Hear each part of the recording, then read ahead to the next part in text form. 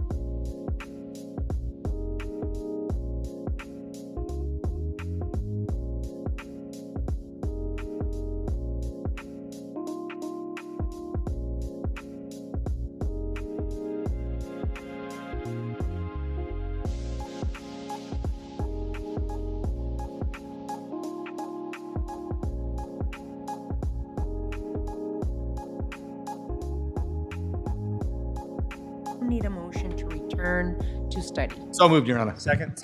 There is a motion and a second. All those in favor, please signify by saying aye. Aye. Aye. Any against? Motion carries. Item 2, what is the council's pleasure for item 2? Madam Mayor, members of council, an appropriate motion would be to authorize the city attorney to bring or participate in any necessary action with other jurisdictions challenging A.R.S. Section 13-4296 in whole or in part, and 2, to take any necessary or desirable legal action regarding any complaints or claims filed by any claimants under A.R.S. Section 13-4296 up to and including litigation. So moved, Your Honor. Seconded. There is a motion and a second. Any further discussion on this item? Hearing none. All those in favor, please signify by saying aye. Aye. Aye. Any against? Motion carries. What is the council's pleasure for item 4?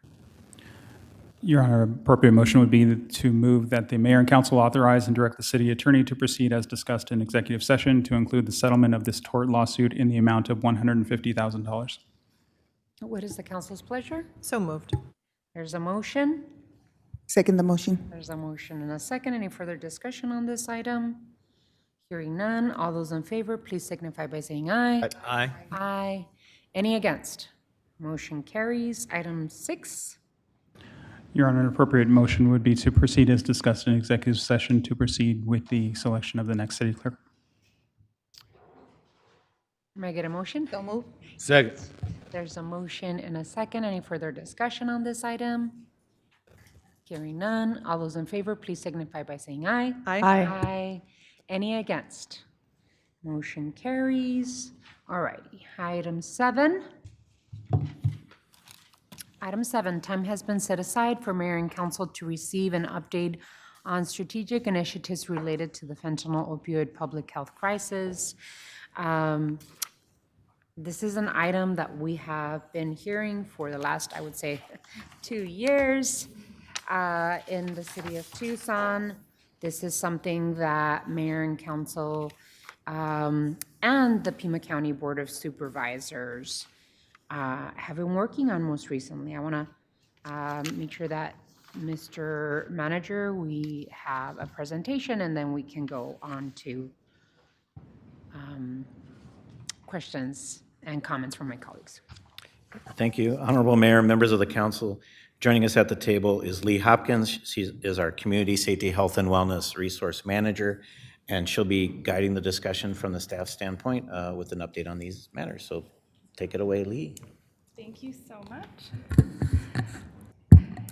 Thank you, Mr. Manager and Honorable Mayor and members of the council. It's so nice to be here with you today. Can you still hear me this way? No, I'll get a little closer. You can pull the mic your perfect. way as well. Thank you. That's all. I should have done that. Perfect. No, thank you. I have had 3 coffees, so.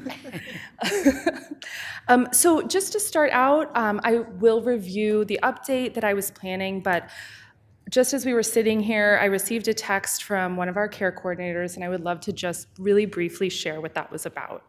So our care coordinator, Daniel Reyes, who is also an NEMT, sent me a picture of himself with an individual lying on the ground outside of the El Pueblo neighborhood complex where our office is, and he had just administered Narcan and prevented an overdose death.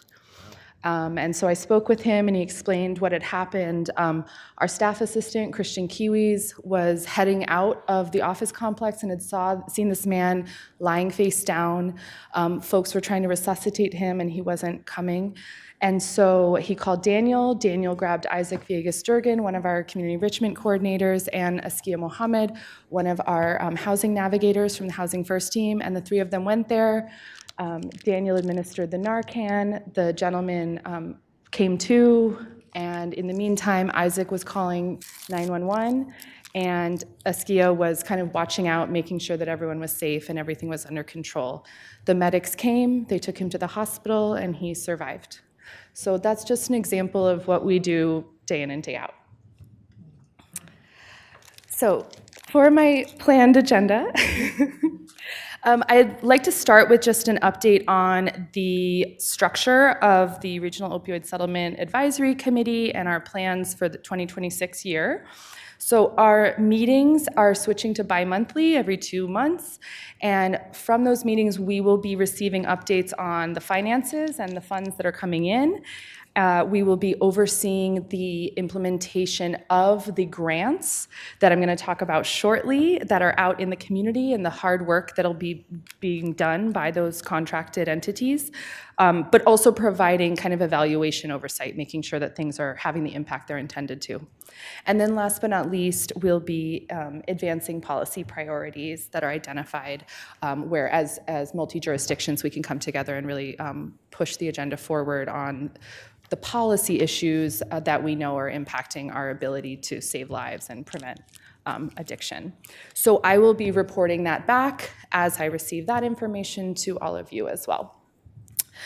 So it's a really exciting day because we have a lot of positive news and motion in the right direction. So the first thing I'd love to talk about is the Safer Center, which you all are familiar with by now. So that is officially live. They started taking patients January 1st.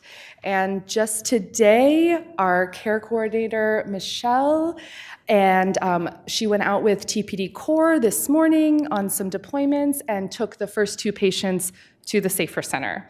And she shared that it was a very smooth intake process, and so they are live and ready to go. So just for a brief overview for folks who want a little bit more detail on what that is and who is involved, the $1.8 million contract was won by Community Bridges, who currently is a detox provider, as well as they provide a number of services related to behavioral health care and shelter. They also have a subcontract with Kodak, and the evaluation of their work will be conducted by CIRO at the University of Arizona. So that $1.8 million contract will be for the first 6 months of the pilot. And we will be doing ongoing evaluation throughout that to see what needs to be pivoted as we go. It's 15 beds that are dedicated to this model. It is exclusively funded by the opioid settlement funds, and it's really intended to complement the existing detox and behavioral health services that we have in our community, because we know that we need more of it. So some of the things that are unique about the SAFER model that we have fortunately worked really closely with CBI, and I want to highlight the work of the health department in really leading this conversation and the negotiations, that CBI is going to implement the model compliantly as intended. So people can bring a pet, they can bring personal belongings, they have access to showers, warm meals, laundry facilities, a comfortable cot, and can stay up to 96 hours. And that's one thing that's a really key difference, is that length of stay. Typically we see detoxes around 23 hours. And that's what is reimbursable by insurance. But the 96-hour model allows people to have a few more days to recover, but it also allows for the time to do that discharge planning. And what I mean by discharge planning is for a care coordinator or a navigator to be able to sit with that person and really make a detailed plan and then advocate on that patient's behalf to enact that plan, to go to housing, to go to rehab, to work out the pre-approvals that are needed with insurance, et cetera. We do find that a lot of folks fall through the cracks between like post-detox, trying to get into the next step. And so having those extra few days is really, really critical to be able to do more thorough planning and have folks not kind of fall through the gaps or leave. So the other factor that's unique about the Safer Center is that most of our detox facilities focus on alcohol and opioids. At the Safer Center, it can be any form of substance, including meth and other stimulants. And that's really important because we know that a lot of folks are polysubstance users. It's very rare that we find someone only necessarily doing fentanyl. Often it's a mix. So this allows for an easier open door for folks who are using a broader variety of substances. For the initial phase of the Safer Center, we want to be able to really see this impact on our Safe City initiative efforts and on how we can continue to deepen our deflection away from the criminal justice system towards healing and treatment. And so initially, folks, the entities who can refer folks to the Safer Center will be our Operation Clear Path, TPD and outreach deployments, our TPD core team and the community safety, health and wellness co-responders who go out with them, as well as the transition center. So we are all meeting behind the scenes, working out the details of those referral pathways, and we're really excited that it's moving forward. So next, I want to also share the really exciting news that as of today, the Board of Supervisors has approved the proposed contracts for the remaining $5.4 million of opioid settlement funds for the first year of grant making. The funding that is going out is funding youth prevention services, peer navigation support, transitional wraparound support, law enforcement co-response, and by embedding behavioral health workers with law enforcement agencies throughout the region, not just TPD, but all of our law enforcement agencies. We're really excited about the vendors that were selected and the work that's going to be done. The only area that wasn't funded because no one applied for it is the mobile MAT pot of funding. And so ROSAC is actually meeting tomorrow for a bi-monthly meeting. And so there's about 1.4 million left that was not distributed. And so we're going to be talking about how to revisit that request for proposal and really make sure that we can engage the vendors to have more applicants for that, because mobile med, both in the city of Tucson as well as in rural areas, is in a gap that needs to be filled. So I have the details of the vendors and would be happy to answer any questions, but I won't go into that detail unless you would like it. And last but not least, I want to highlight some of the complementary work that we are doing here at the city. So we continue to do co-response with TPD, but we also continue to provide care coordination and engagement with anyone who is struggling with substance use dependence, behavioral health needs, and other social service needs to get them connected with the right resources. So our Housing First and our community safety care coordinators and our community enrichment coordinators are all doing that work day in and day out. And so in the past, since April of this year, from April to December, I'm really proud to share that we navigated over 100 individuals into treatment. And I think that's an undercount, but at least 100 individuals according to our records, and 2,000 community members and first responders were educated about how to identify an overdose and how to prevent it. So we've been doing a lot of really targeted education and support for folks. And last but not least, I'd love to just share a quick story about our work. This is someone who our care coordinators work with, and she gave permission for me to share her real name. Her name is Jessica. And so we met Jessica at a park in the city, and she did express interest in going to detox. She had just lost her son. She was struggling with addiction. We got her into detox. There were too many delays in getting her into rehab once her 23 hours were over, so she went back to the streets.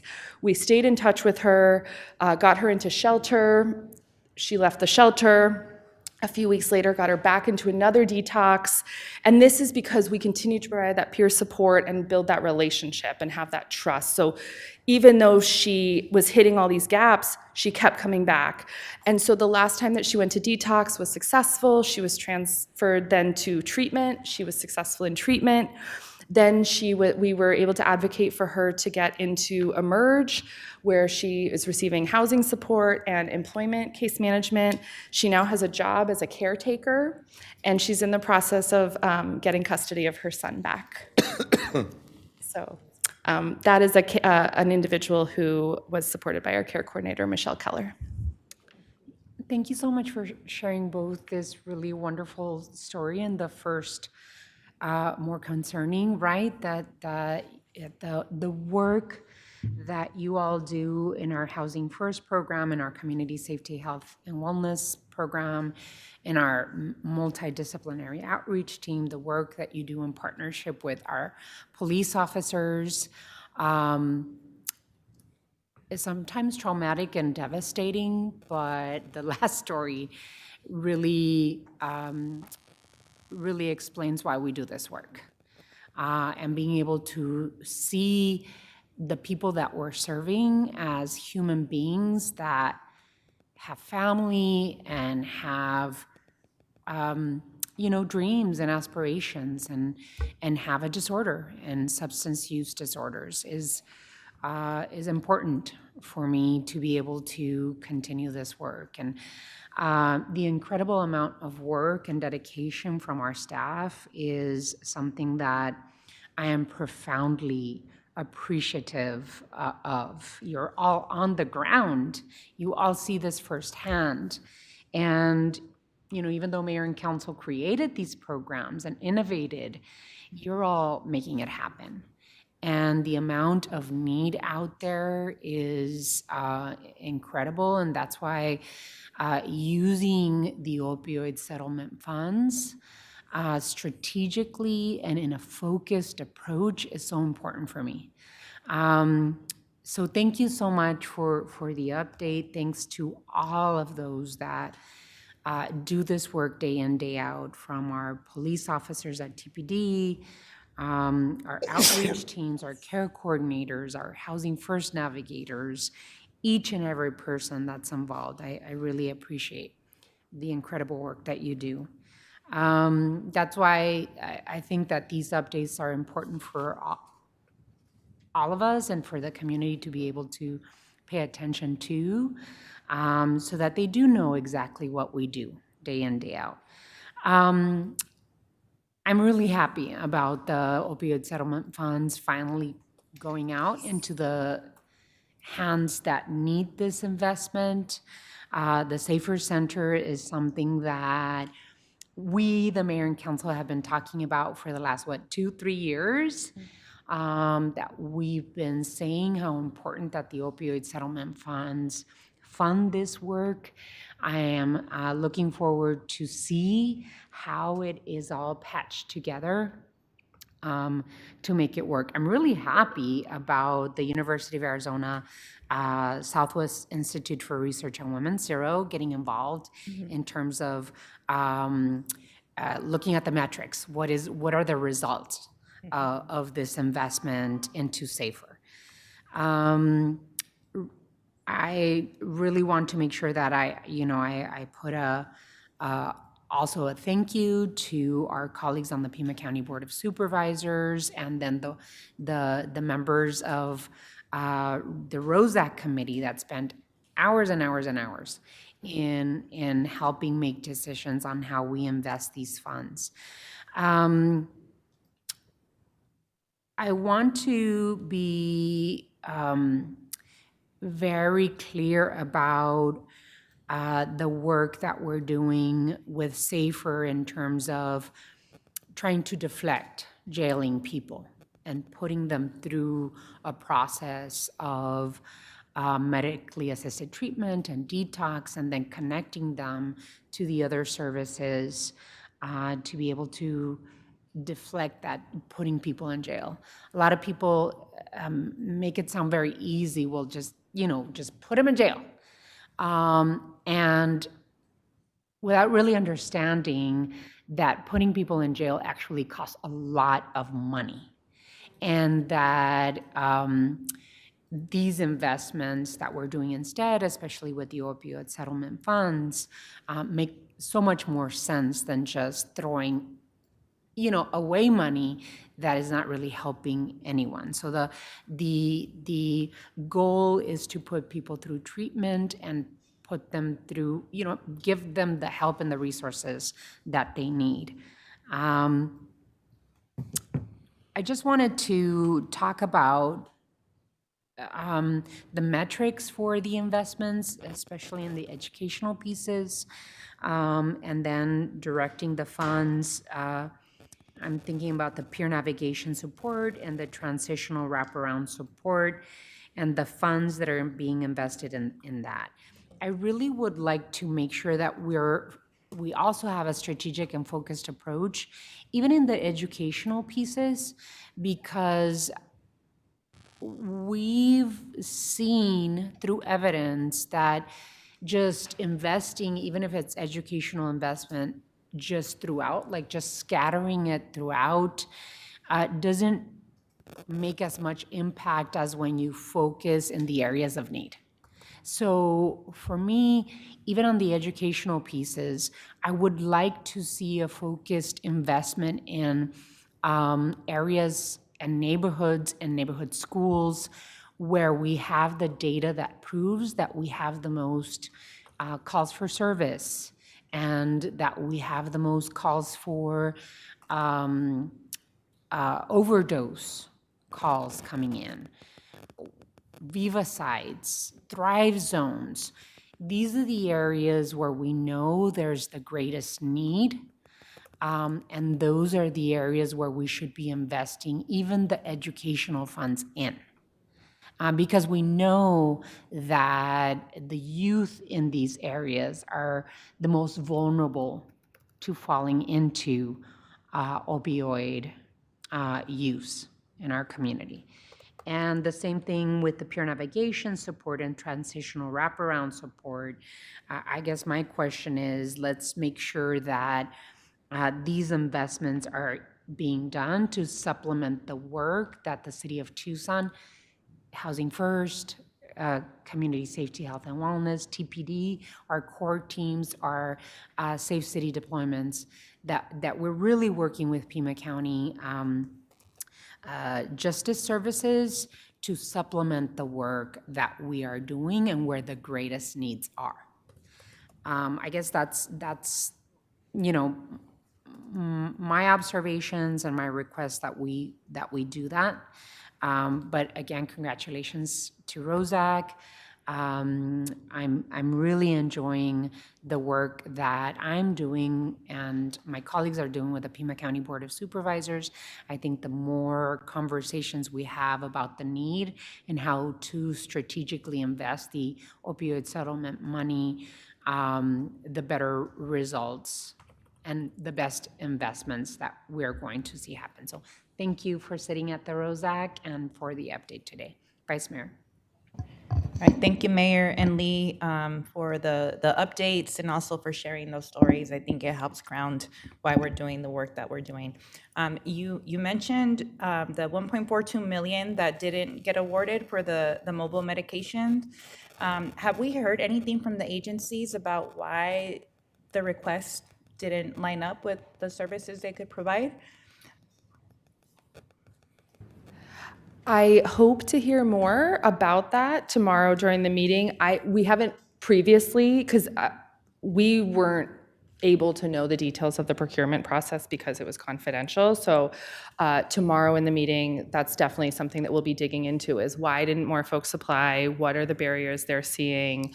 You know, how can we make this more appealing for folks to apply to and implement?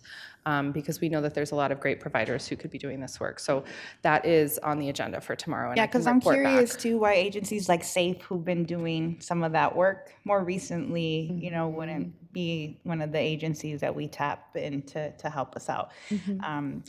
The next thing was for the Safer Center and how people can get diverted to receive services. Is it currently only when they have like a police interaction that they can get referred to? Or are there other ways, like if somebody's already in a shelter or receiving other services, can they also refer somebody to the Safer Center? So for the initial phase, we have determined that they can be referred from the transition center, which is exiting the jail. Folks can also just walk into the transition center. They don't necessarily have to come through the jail, but that would be one of the main places. And then, yes, the other two options are when CORE is doing their deployments and with our special Safe City initiative, Clear Path deployment. So the initial plan was for those referral pathways to primarily be from those channels for us to really be able to then measure how SAFER is impacting our deflection efforts, whether it's making a difference. All right. Well, thank you, Lee, for all your work and your team. Appreciate you. Thank you. Councilmember Cunningham, and then Councilwoman Lee. Just a few things for your team. Lee, I just wanted to congratulate your team over this past week.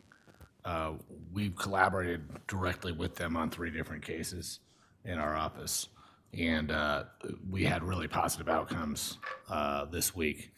And it's kind of neat that it's starting to ramp up, where we're seeing this collaboration kind of come together, where pieces are, but where we're finding the gaps. And there are some gaps out there that I want to bring to people's attention. One of the gaps we have is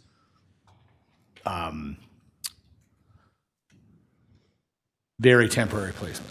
So what happens is a lot of times we have people engaged and we don't have room for them that instant, but we have them engaged and then we lose them, just like we just talked about with one of the cases you just said.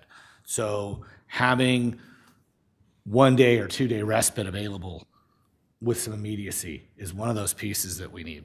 Another one I can tell you is family movement. Okay, so if you have a family or a household that's being moved, having them move to one shelter to a placement to, or from placement to shelter to a possible permanent is really hard on that family. And if they're moving 3 or 4 times in 1 month or 1 week, one of the ways we can help is by helping facilitate that and having some opportunity to do that. And we were able to help this week. One of the pieces that we're having is transportation outside of state. So we have different families who are here temporarily and they're trying to get somewhere else. And we really don't have the best avenue to act quickly and have their move facilitated.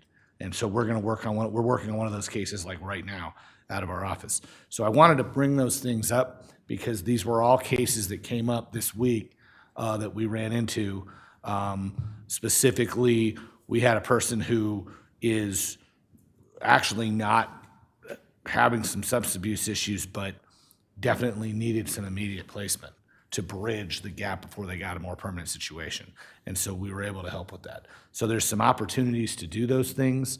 And if you're curious, if anyone on the council offices are curious on how we're doing that, how we're going about it, we'll definitely be able to help. But those are some of the things that came up this week with each different case. And each different case is different. It's challenging. The family dynamics are challenging. There is zero one-size-fits-all when it comes to this work. And so I just wanted to make people aware of that. But again, happy to collaborate. And kudos to Kim and you. You know, when we talked this morning, I'm just so excited about the work you guys did in this last month, specifically, you know the case I'm talking about. All right, thank you. Councilman Lee? Thank you, Mayor.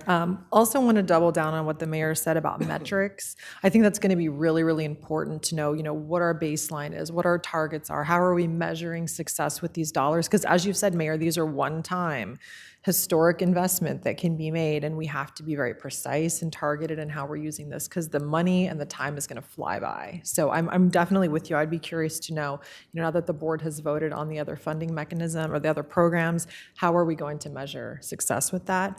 The other piece I'm curious about, and Lee, you may not know the answer to this, I don't know who might, but it sounds like 23 hours is wildly insufficient for insurance or access or whomever is paying for that service. And we're at 96 hours. And so I'm really curious how, is there anything in the works with access or anywhere else to change the criteria so that people can get the level of help that they need? Because I know that will also be a financial piece for us too, right? Because we could bill for that up to 96 hours. So do you know of anything that's in the work or how we could try to solve that? So I am not an expert in that area, so I don't want to misspeak. I am meeting very soon with the state representatives that manage the opioid settlement funds for the state, and so I will be talking about that conversation kind of at a policy level. How are we moving that forward? But as a side note, I know that in California, this model has expanded, and Medi-Cal, which is California's Medicaid system, now does reimburse sobering centers.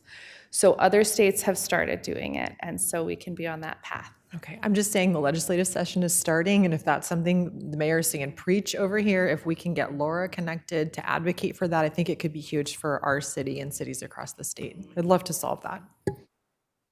Absolutely, Councilman Lee. Any other questions, comments? Council Member Schubert?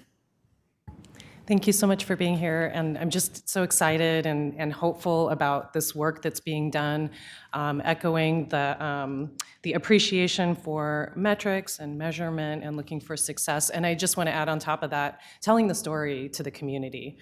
We get calls all the time at the Ward 6 office. We get emails about how people are experiencing this crisis in their own neighborhoods, whether it's loved ones or random people that they don't know but feel concerned about and want to know what the efforts are. So we definitely want to be there to tell the story. I had a similar question to Vice Mayor Santa Cruz about the mobile. Not getting any applications was surprising to me. So we're definitely interested in the Ward 6 office to hear about whatever you learn from that, like what barriers there might be. And if there's anything that we can do to spread the word or recruit some good service providers for that, because I think that is a really promising intervention, being able to meet people where they're at and stuff like that. And I know that we want to do a tour of the Safer Center. So yeah, definitely. So thank you so much. Really appreciate it. All righty, if there's no other questions, thank you so much for bringing us good news. Thank you for sharing the important stories of people and the work that your teams do. And you're the ones that are on the ground from our core officers, TPD, all of you Housing First care coordinators, Housing First navigators. I think it's important that stories that you've told today and us connecting what policies do we need to advocate for change in are very, very important. I think that's why these presentations and updates are important. So I think we're gonna put on the list of our state legislative priorities that we advocate for additional funds for longer stays at our Safer Center. So thank you so much, really appreciate it, and looking forward to continuing to hear on this incredible work that you all do. Thank you, Madam Mayor and members of the council. Thank you for your support. All righty, we move on to item 8, or is it item 8? Yes. There has been set aside some time to give the mayor and council an opportunity for discussion and direction to matters that are pending in front of the Board of Supervisors and other regional jurisdictions. I'm just happy to announce today that, of course, the recommendations of ROSAC Committee were moved and forwarded by the Board of Supervisors. This is incredible work in partnership with the City of Tucson, the Town of Marana, and the City of South Tucson. We all decided to bundle in our opioid settlement money together so that we can make the most significant impact. As you all heard, these funds, the first tranche of funds, were put out. For us, I think the funding for the SAFER Center, the Sobering Alternative to Recovery Center, this is a conversation that Mayor and Council have been having for 2 to 3 years at the least. And it is an important transformational pilot program that we will learn a lot from and be able to adjust and move. But these opioid settlement funds are so important to be able to try these innovative approaches and transformational work that will make a real big impact in the city of Tucson. I'm just keep hearing Dr. Teresa Cullen from the Pima County Public Health Department saying how important and transformational this work can be. And so let's just make sure that we keep that feeling and that approach to working with the Pima County Board of Supervisors, the Town of Marana, and the City of South Tucson to keep moving this important work forward. Other than that, I'm going to open it up for the city manager to move forward with. Thank you, Honorable Mayor, members of the council. We've provided our standard written report on activities in other jurisdictions. Project Manager Vega is here in case you had any questions or follow-up on that. But with that, no further report for today. So if there's no other questions, comments, observations, we're going to move on to item 9. Time has been set aside for Mayor and Council to receive an update on state and national legislation and regional committees' executive orders and direction to any associated litigation. Mr. Manager? Honorable Mayor, members of the council, for this item, we have provided the federal report from Bracy Tucker Brown and some updates on state level activities. And joining me here at the table is our Director of Intergovernmental Affairs. I hope that's it. Yep, there she is. Laura Dent. I saw her out of the corner of my eye, and I'm like, I hope that's Laura. So I turn it over to Laura Dent. Thank you. Thank you, Mr. Manager. Good afternoon, Honorable Mayor and Council. It's so good to see you today. We are going to start with some state updates and then move into federal and keep it brief. I know you've had a long session today. So we are fast approaching the second session of the 57th Legislature. Opening day is Monday, January 12th. So far, about 200 plus bills have dropped, and we should expect another 1,500 or so in the next few weeks. So formalities on Monday include Governor Hobbs' State of the State address in Phoenix. There will be a Tucson address that is currently scheduled for Wednesday, January 21st. The year ahead is going to be a big one at the legislature. I know I don't have to tell you, but it is an election year and the state is facing some fiscal challenges. This is especially true as the state navigates conformity with H.R. 1, also known as the federal One Big Beautiful Bill Act, and how that connects to state budgets. So issues to watch this year include tax conformity, Colorado River water negotiations, Proposition 123, and potential reauthorization of that in relation to education funding and more. So I've been working diligently to engage our delegation on City of Tucson priorities and circulate the state legislative agenda that you all drafted and approved late last year, and work with you and state leaders to shape opportunities for education events around the City of Tucson legislative agenda and how to make sure that we're building bridges between the legislature and this body.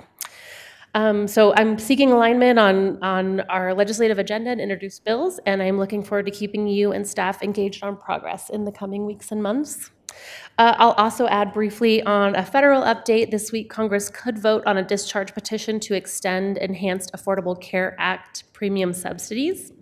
And lawmakers in the U.S. House could also move a bipartisan fiscal year 2026 minibus, which would cover commerce, justice, science, energy and water, and interior spending bills. And I believe Mayor Romero has more to share about that, which is some good news for the region. So with that, I will conclude my report and hand it back to you, Mayor. Thank you so much. I really appreciate it. I know I don't Oh, an okay. update. My regrets. I am happy to share that update Yes, if you'd please prefer, do. Mayor. Okay. We just want to acknowledge and thank delegation leaders, including Congressman Siscomani and Senators Kelly and Gallego, for securing a $4.2 million investment in the Commerce Justice Science Spending Bill. We're hoping to see and looking forward to seeing Congress pass that bill to help modernize Tucson's public safety fleet, which is a conversation that has been in progress at the city for some time, and will improve officer safety, strengthen our ability to deliver effective community-based safety services. So, Thank you for covering me on that. I didn't. I did want to just report to my council colleagues that I have been invited to go to the opening ceremonies of the state legislature on Monday. I know that some of you have been invited as well, and so it's a good thing for for the mayor and council to attend the opening ceremonies, to just be visible at the state legislature, and that I do encourage, lobbying days from all of us to go visit not only our delegation, but other leaders in the state ledge, and that Laura has been, having this communication with our delegation from Tucson, and we will continue to advocate for the policy priorities for the city of Tucson. But do encourage you to go up there and, and have some one-on-ones with the state legislature. Thank you, Mayor. And if I could add, so fantastic to have representation at opening day. If your offices and you are planning on doing that work, if you don't mind coordinating, would love to make sure we're maximizing your time, making sure that you're connecting with the elected officials that are high priority for you, staff, et cetera, and working with our lobbying partners. So please do let me know how I can support in that effort as we kick off the session. Any questions, comments, anything? Alrighty. Thank you, Laura. Really appreciate it. Thank you, Tim. Thank you. Alrighty, so we move on to item 10. Does anyone have any items to remove from the consent agenda? Councilmember Dahl? Thank you, Mayor. Yeah, for discussion purposes only, I'd like to remove items D, E, F, and G from the consent agenda. They're all having to do with fiber optics. Good. Any others? Righty, hearing none, we're going to item 11. Does anyone have any items for future agendas? Alrighty, hearing none. I do, Mayor, sorry. I just, For the future. Councilmember. Thank you, Mayor. For a future meeting, I would like to add acknowledging the youth artists for our safety calendar for the next meeting. Yes. Mhm. For special presentations? Yes. Yes, I thank you so much for reminding me. Absolutely, thank you. Any others? Okay, hearing none. Item 12 is adjournment, and I usually like to give us a little bit of time, so what time is it right now? So we can come back at 5:30, and we can start on time. Perfect. Thank you so much. Thank you.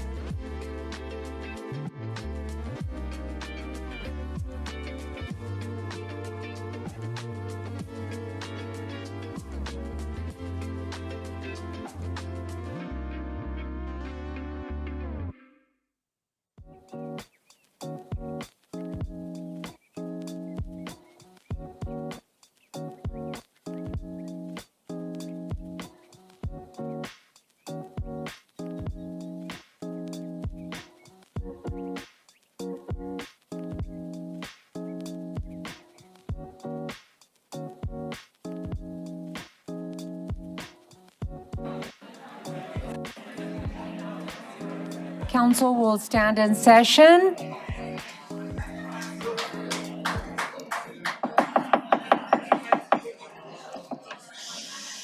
Welcome, everybody. Thank you so much for coming. This is the first meeting of regular meeting of Mayor and Council in January. Thank you all for coming. Really appreciate it. So now we're going to start with roll call, and then we'll start all of the additional items that we have on the agenda. Vice Mayor Santa Cruz. Here. Mr. Cunningham. Is absent. Excused. Absent excused? Mr. Dahl. Here. Mrs. Lee. Here. Ms. Barajas. Here. Ms. Schubert. Here. Mayor Romero. Here, and just for the record, Councilman Lee is taking the meeting by Teams, so she will be joining us electronically. Before we go to item 2, the city attorney will go over rules of decorum for mayor and council meetings. Mr. Attorney. Thank you, Mayor and members of council. Arizona's open meeting laws provide that members of the public may attend and listen to the proceedings during tonight's public meeting of the mayor and council. Arizona law also allows the mayor and council to enforce rules and procedures for public attendance of the meeting to ensure orderly behavior and to prevent unnecessary interference with the public meeting. Here are the rules that apply. The rules require decorum and orderly conduct by the members of the audience. No person attending the meeting shall engage in conduct that disrupts or otherwise impedes the orderly conduct of the meeting, including any statements or conduct that interrupts the persons who might be addressing the mayor and council or that disrupts the discussions of the mayor and council. The mayor has the authority to ensure compliance with the rules of orderly conduct. If disorderly or disruptive conduct continues after a warning, and this is that first warning, the mayor may direct the removal of persons from the chambers and/or recess the meeting itself. If disruptive behavior makes it necessary to clear the chambers, the persons who disrupted the meeting will not be allowed to return to the chambers for the remainder of tonight's meeting. As a final note, please be aware that interfering with or preventing this lawful public meeting from being carried out in an orderly manner not only violates the rules of participation, but also violates Title 13 of the Arizona Revised Statutes. Thank you, Mr. Attorney. Item 2.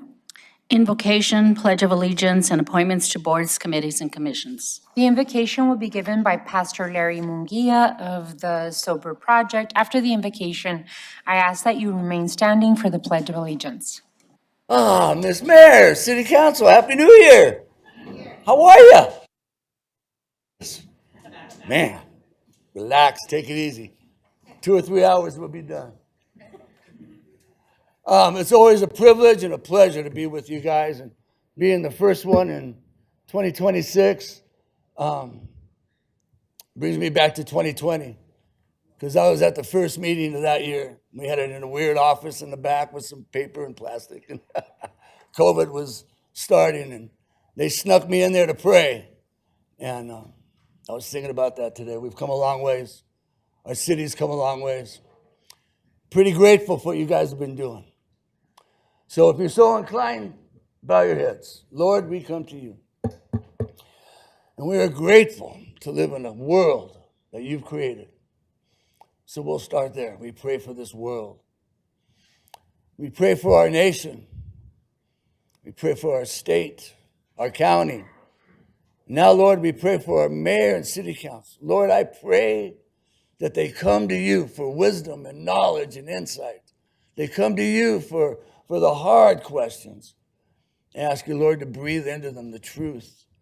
You be with their families, their loved ones, that they're protected, and they keep everybody from being distracted, that they can focus on the city of Tucson, Lord, the city that you love, shining jewel in your crown. So, Lord, I ask you to bless this city so we can bless this county and bless this state and bless this nation and bless this world. In your holy name we pray. Amen.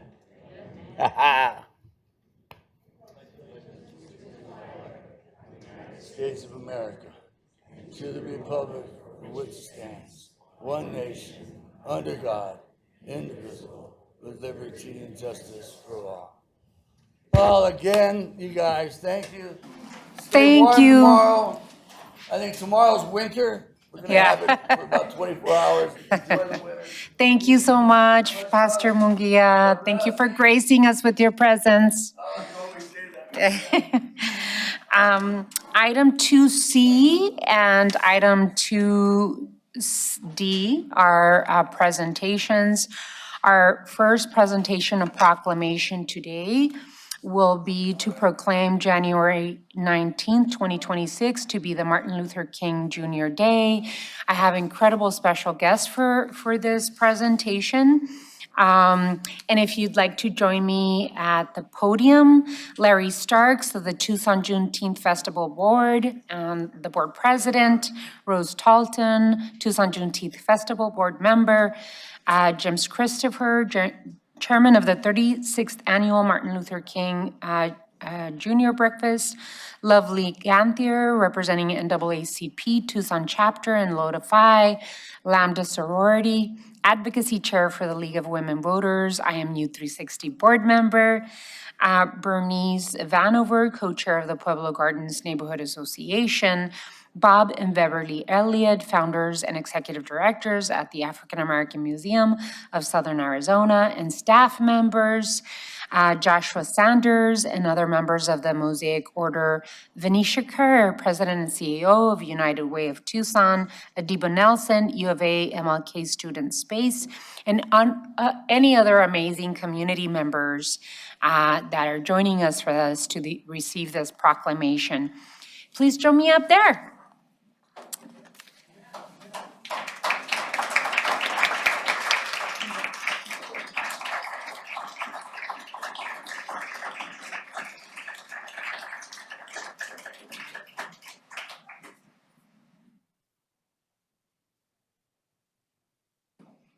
Yes, please, Councilmember Jeremy.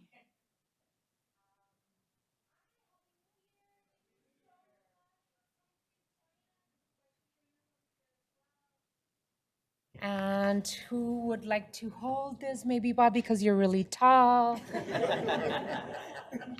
I am so happy to see you here, and I'm glad that my colleagues on the council are here with us to present this proclamation. I get very excited every year for the recognition that the city of Tucson brings into this important work that you're all doing to continue to advocate for justice and equality and opportunity for all. And so I'm so happy to proclaim the Reverend Martin Luther King Day in our community for 2026. So let me read on behalf of the Office of the Mayor and the City of Tucson.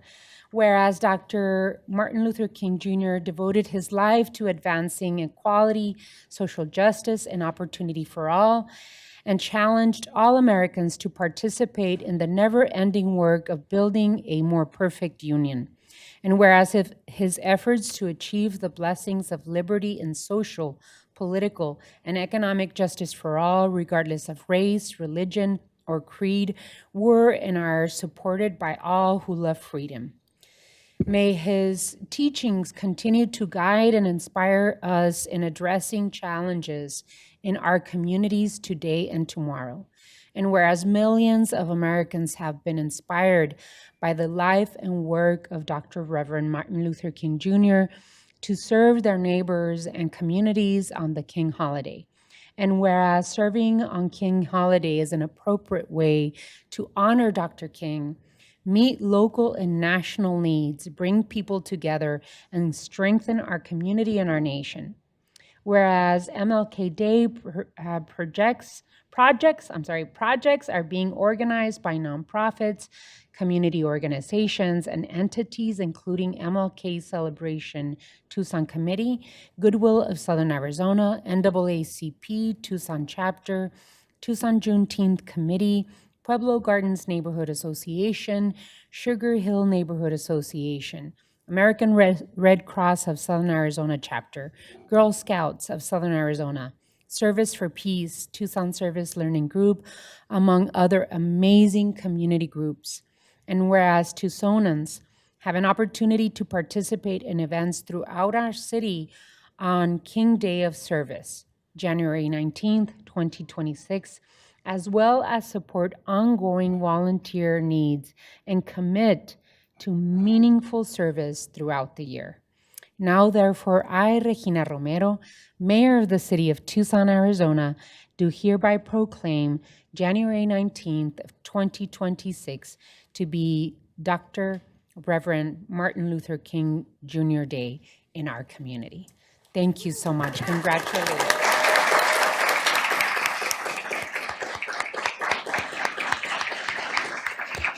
Would you like to say something?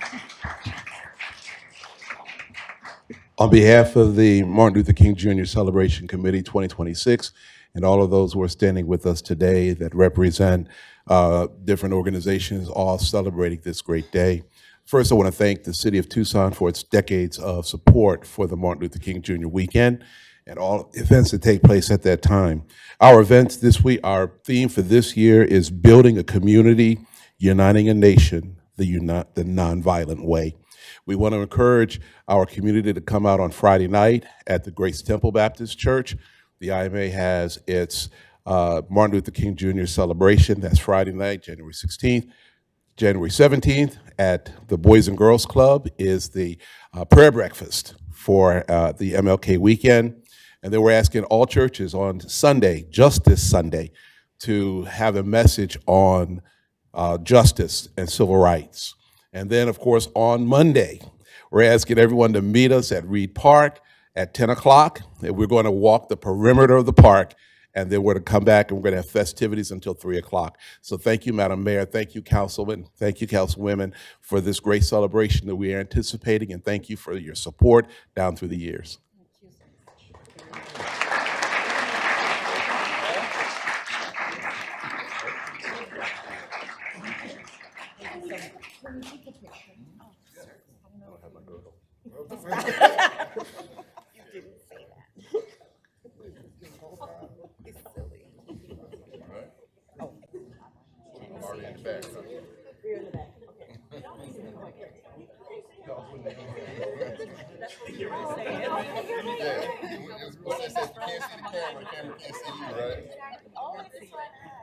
I'm covering you.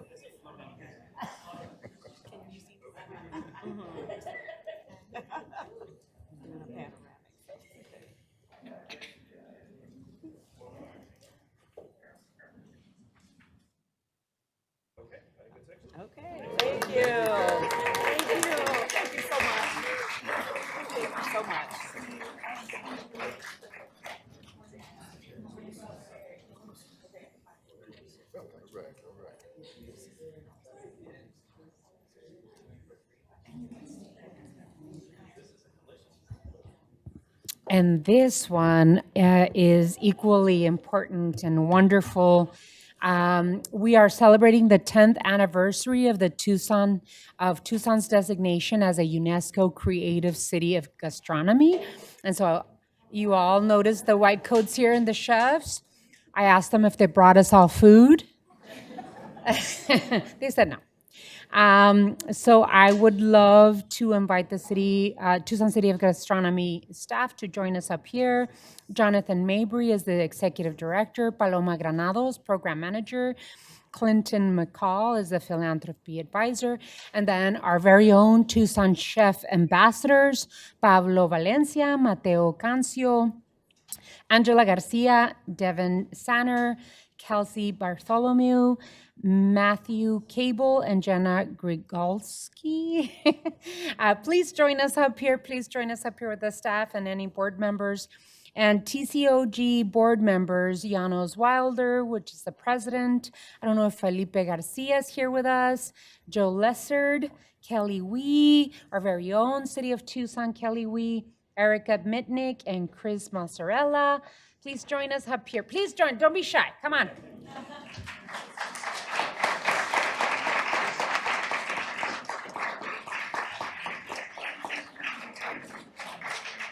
Jano, since you're the president, here you go. All righty.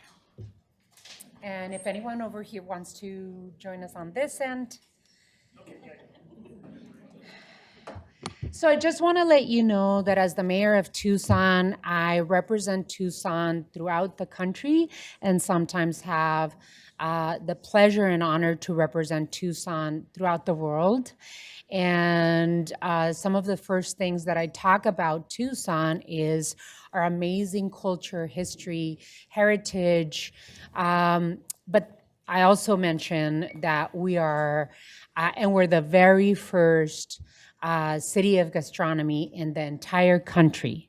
And so this is a point of pride for all of us because the food that we create is very uniquely our own. And so anytime that we think about family, that we think about culture, we connect it many times to food. And so appreciate all of the incredible work that you all do to our chefs and being ambassadors and representing Tucson and our region, to the City of Gastronomy for all of the work that you've done in the last 10 years. Jonathan Mayberry started the process of applying to become a UNESCO City of Gastronomy and has hung in there with us through thick and thin, through shoestring budgets and the like. But I'm very, very proud of the work that you're all doing. And it's so very delicious. So thank you all so much on behalf of the mayor and council, my colleagues, and the entire City of Tucson staff. We are very, very happy for all the work that you do. So on that note, on behalf of the City of Tucson and the Office of the Mayor, whereas on December 10th, 2015, Tucson, Arizona was officially designated as the first UNESCO Creative City of Gastronomy in the entire United States, recognizing the global significance of the region's culturally rich and sustainable food heritage. And whereas this designation honors the deep-rooted food traditions of indigenous, Spanish colonial, Mexican, and later immigrant communities who cultivated and exchanged foods in the Sonoran Desert for more than 4,000 years. And whereas the designation that also celebrates the ongoing efforts of local farmers, ranchers, chefs, educators, entrepreneurs, and community leaders who sustain and share Tucson's distinctive foodways through innovation, stewardship, and collaboration. And whereas Tucson City of Gastronomy, a nonprofit organization established to advance and uphold the city's UNESCO designation, has worked with the mayor's office and dozens of partners over the past decade to promote food preservation, local food systems, creative entrepreneurship, and international cultural exchanges. And whereas over the past 10 years, Tucson's leadership in gastronomy has inspired other U.S. cities and strengthened the global network of over 350 UNESCO creative cities that champion culture and creativity as drivers of sustainable urban development. And whereas the City of Tucson remains committed to preserving its food heritage, fostering economic inclusion, and celebrating the diverse communities whose food traditions defined our city's multicultural identity. Now, therefore, I, Regina Romero, Mayor of the City of Tucson, Arizona, along with the members of the Tucson City Council, recognize and celebrate the 10th anniversary of Tucson's designation of a UNESCO Creative City of Gastronomy. In witness whereof, I have hereunto set my hand and caused the seal of the City of Tucson, Arizona, to be affixed this 6th day of January 2026. Congratulations and thank you so much. Want to say anything? Anyone want to say anything? Well, Mayor, thank you so much for this recognition and for the support that you've given this organization from the very beginning. This is the designation is actually given to you, and we really so appreciate the respect that you've given to us to entrust the designation with us. So the life of Tucson started so many thousands of years ago. We exist in just a moment, but we expect that we are able to make this moment last a long time. And we'll remember the work that you've done with us and the work that the city of gastronomy has done to put into perspective the work that's come before us, that we're doing now, and that will come into the future. So thank you so much. Thank you so much.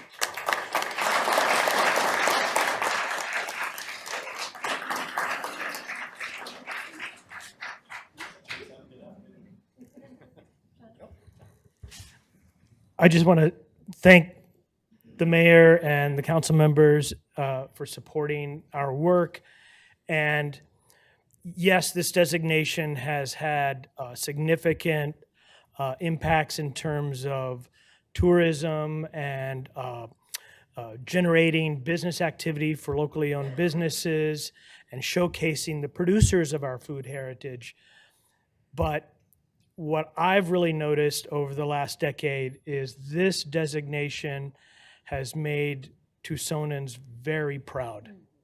And it connects us to the rest of the world because we have important food stories to tell the rest of the world. Thank you. Thank you.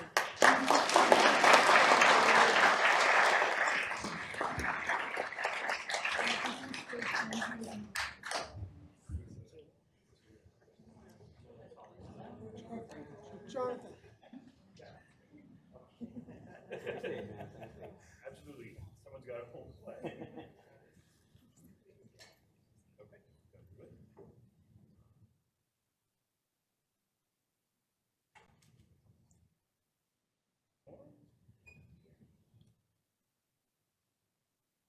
Thank you. Thanks, everyone. Thank you.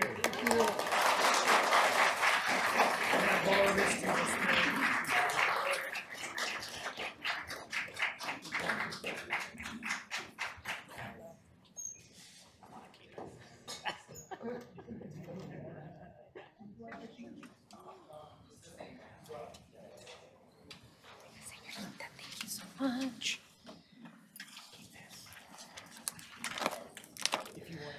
Alrighty, we still have item 2D, Appointments to boards, committees, and commissions. City Manager's Communication Number 3, dated January 6th, is received into and made part of the record. May I have a motion to approve the appointments in the report? So moved. There is a motion to approve the reappointments of Anita Rankin and Siri Trumbull Badler to the El Presidio Historic Zone Advisory Board, and the appointment of Elaine Hill to the Fort Lowell Historic Zone Advisory Board, and the reappointment of Mary Lou Frangomeni Nuttall to the Fort Lowell Historic Zone Advisory Board. May I have a second? Did we get a second? Second. Oh. Alrighty, there's a motion and a second. Vice Mayor. Mr. Councilmember Cunningham couldn't be here tonight, and he left the note that I'm going to try to read. He said he couldn't be here because of family obligation, but he wanted to extend his congratulations to Mary and Elaine on their appointment and thank them for their service to the Fort Lowell Historic Zone Advisory Board. Excellent, perfect. So I do want to thank the appointees for their willingness to serve the city of Tucson in these boards. If there is no further discussion, all those in favor of the appointments, please signify by saying aye. Aye. Aye. Against? Motion carries. Are there any personal appointments to be made at this time? All right, hearing none, we move on to item 3. Mayor and council report, summary of current events. Alrighty, City Manager's Communication Number 1, dated January 6th, is received into and made part of the record. This time has been scheduled to allow members of the mayor and council to report on current events. These are to be current events of activities, not position statements on policy issues. Does any council member have anything to report at this time? Yeah, so there is, Councilwoman Lee, since you are at a disadvantage and you're there with us virtually, do you have any items for summary of current events? Thank you, Mayor. I don't have any announcements tonight, but thank you. Alrighty. Then let's start over here with Ward 6, and then we'll go down the. Thank you, Honorable Mayor and members of the council.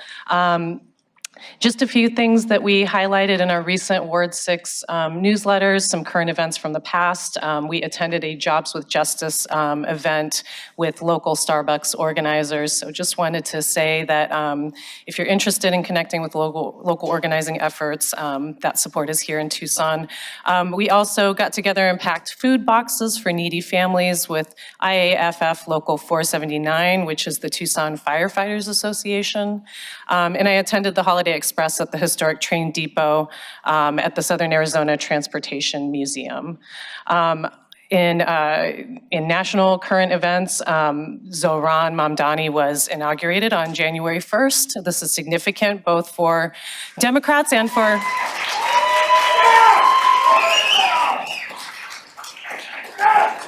DSA members who are in the audience today. After becoming the first candidate to win over 1 million votes in over 50 years, New York City Mayor Zohran Mamdani was sworn into office in an abandoned subway station underneath City Hall. Singer-songwriter Lucy Dacus performed Bread and Roses, an early 20th century anthem of the labor and women's suffragette movements. I just wanted to mention that the term bread and roses comes from a quote from a young Polish-born immigrant woman speaking in the aftermath of the Triangle Shirtwaist Factory fire in 1911.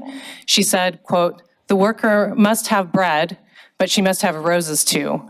She meant that workers deserve access to basic necessities and also dignity in things of beauty like art and culture, fighting for sustenance and for joy. I myself have been a card-carrying member of the DSA for years. For those of you who aren't familiar, the organization is the largest socialist organization in the US. We believe that working people should run both the economy and society democratically to meet human needs, not make profits for a few. We are a political and activist organization, not a party. Through campus and community-based chapters, DSA members use a variety of tactics from legislative to direct action to fight for reforms that empower working people. DSA is a member-driven organization of, by, and for the working class. Upcoming events tomorrow, January 7th, Wednesday, Rethinking Transportation for a Thriving Tucson will take place at the Ward 6 Community Room from 6 to 8 p.m. This is an educational opportunity for community members to come out and ask questions of guest speaker Tom Thivner, who's a leading expert in active transportation and regional planning. He comes to us from Vancouver, British Columbia, but his transportation planning is rooted right here in Tucson, where he served as the city's 5th ever bicycle and pedestrian program manager from 2007 to 2012. During his tenure, he kickstarted Tucson's Bike Boulevard corridor and network planning, co-founded Ciclovia Tucson, and helped secure funding for bicycle and pedestrian improvements, laying the groundwork for many of the active transportation improvements Tucson continues to build on today. I want to say this event tomorrow is over capacity, which is very exciting. So we will have a hybrid option. Actually, Living Streets Alliance will have a hybrid option, so stay tuned from them. And we're also trying to live stream it from the Ward 6 office. And then finally, on January 13th, Attorney General Chris Maes is coming to Tucson for a TEP town hall. That's going to be on Tuesday, January 13th. 11 a.m. to 12:30 p.m. at the YWCA. Attorney General Chris Maes has been approved by the Arizona Corporation Commission to intervene against APS and TEP's pending electricity rate cases. So join her for a listening session. She wants to hear from you. She wants to hear about the cost of your residential electricity bills, trends in electricity rates in recent years, and concerns about future electricity price increases. So again, that's Tuesday, January 13th, YWCA from 11 a.m. to 12:30 p.m. Thank you. Thank you, Councilmember. Councilmember Barajas. Thank you. I just want to wish you all, our community, a happy new year. Over the past month, our office has been busy cleaning, organizing, onboarding, and connecting with residents while reviewing our priorities for the year ahead.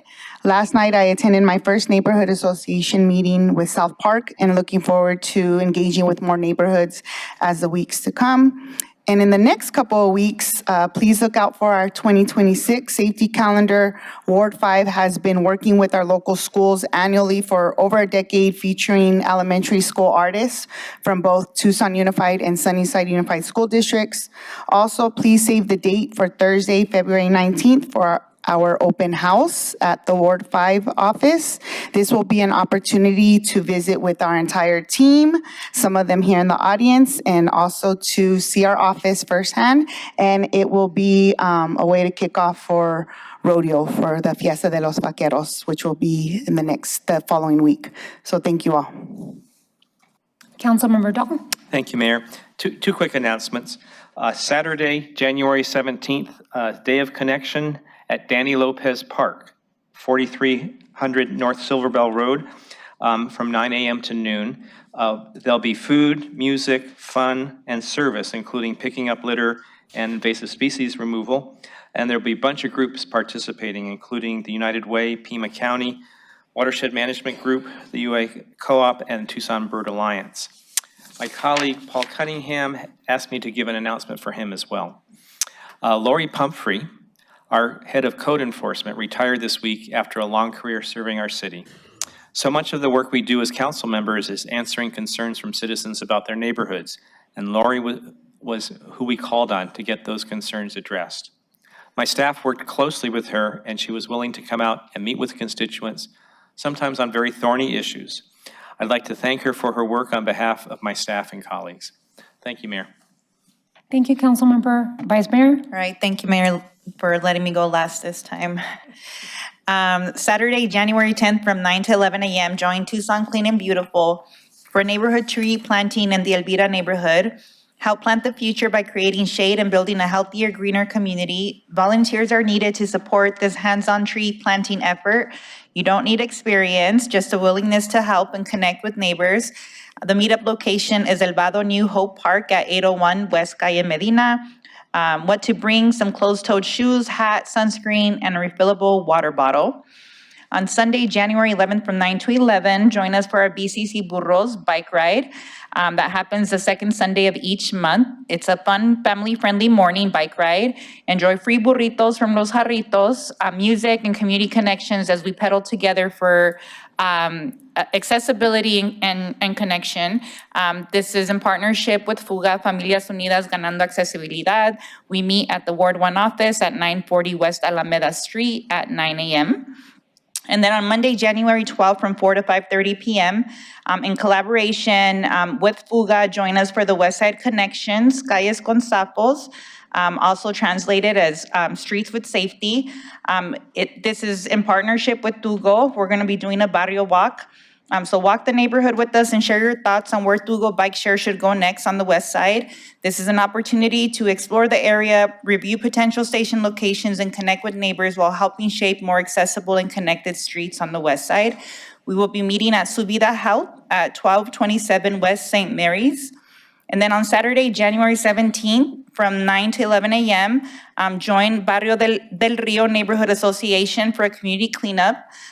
Come together with the neighborhood, the U of A students, and Tucson neighbors for a morning of caring for our neighborhood.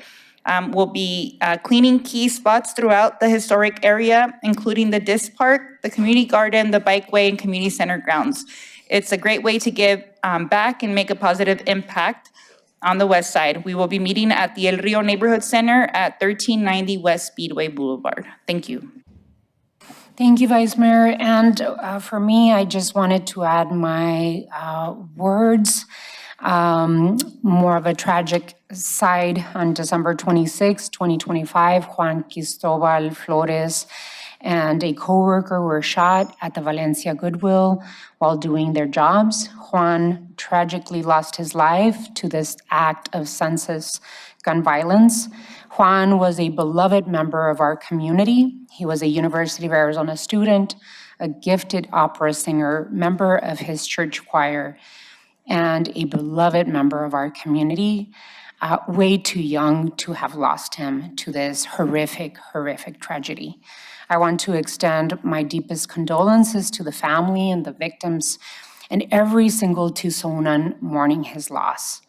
I join the community in calling for change and holding their path deeply close to me as a mom and someone that not just an elected office, but deeply cares for the safety of our community.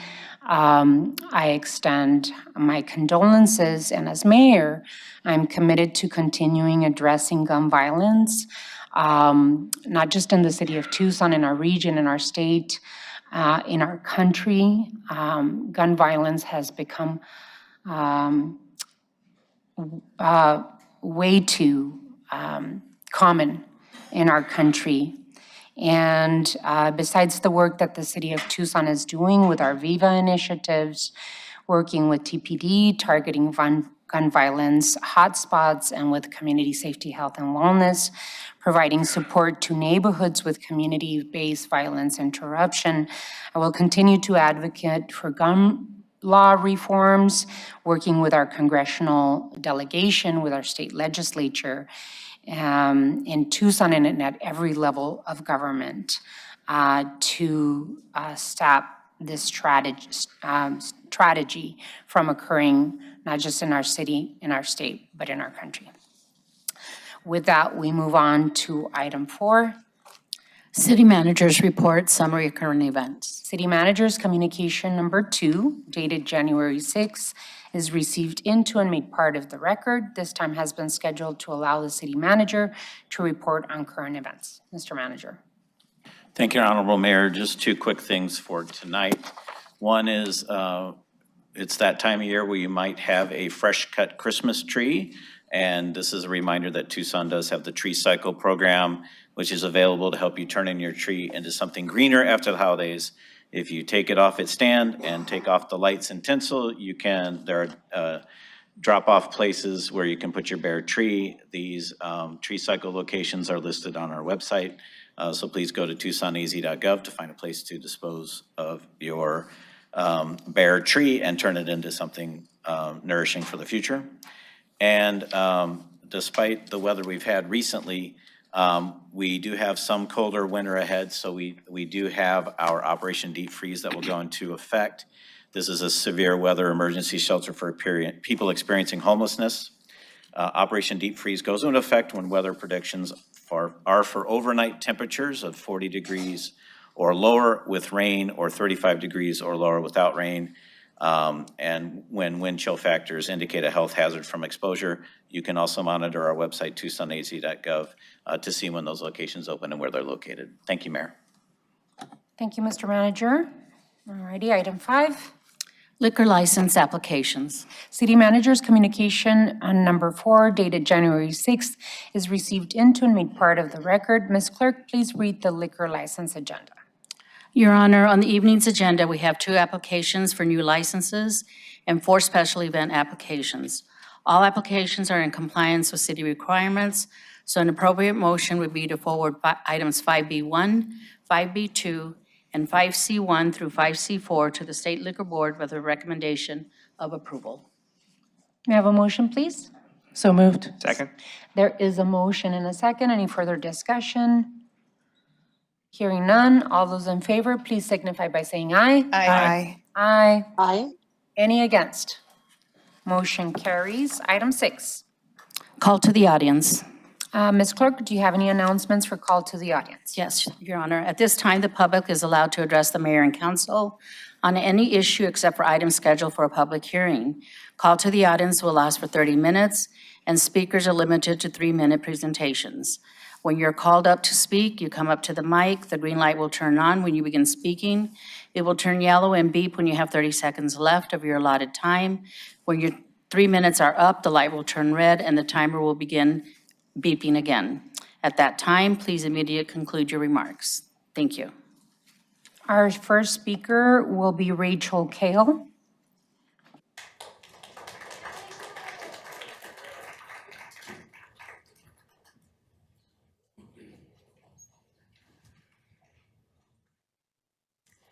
Hello, good evening.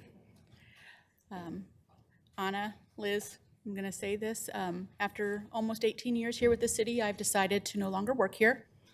After fighting for years to get bread and roses for your own employees and failing a lot, not due to you guys, You guys fight a good fight, and I really appreciate it.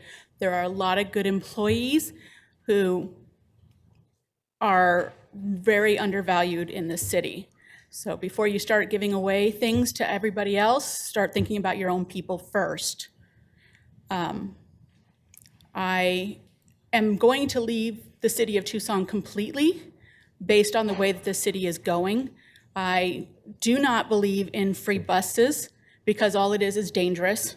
I've had multiple people get assaulted. There's been stabbing and machetes and beatings and drugs and all that stuff. So before we worry about guns, let's also think about the things that are on a daily.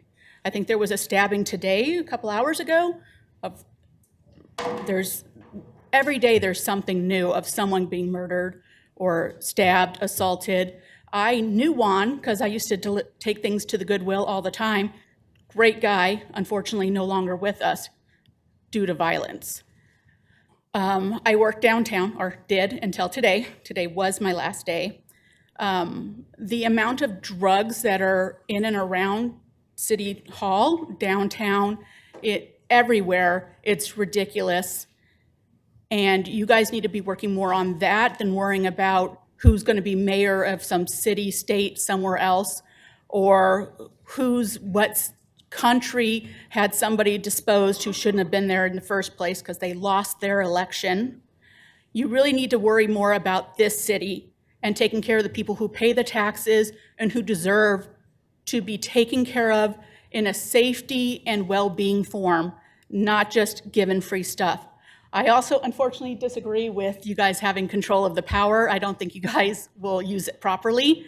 But based on the things that I've seen you guys do in the past, yeah, you don't have to like me, I understand. It's okay. I just don't trust you guys.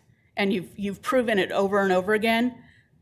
I think I just saw the Newsnet said 40,000 people are on the list for assistance for housing. That's ridiculous for your city.